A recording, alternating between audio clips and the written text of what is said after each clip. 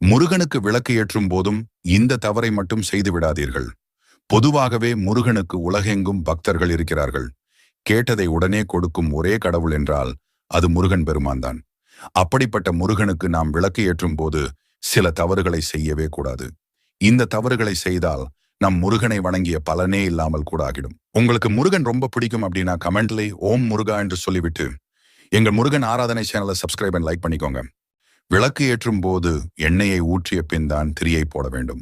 சில பேர் விளக்கை கழுவி விட்டு பொட்டு வைத்து திரி போட்ட பின் எண்ணெய் ஊற்றுவார்கள். இப்படி செய்யக்கூடாது. முருகன் படத்திற்கு இல்லை, சிலைகள் மாலை போட்ட பின்பு தான் விளக்கு ஏற்ற வேண்டும். விளக்கு ஏற்றிய பின் கண்டிப்பாக 10 நிமிடத்திற்கு மேலாவது விளக்கு எரிய வேண்டும். ஏற்றிய உடனே விளக்கை அணைக்கக்கூடாது. விளக்கு ஏற்றி பின் வீட்டை பெருக்கக்கூடாது. விளக்கு வைத்த பின் பூஜை அறையை சுத்தம் செய்யக்கூடாது.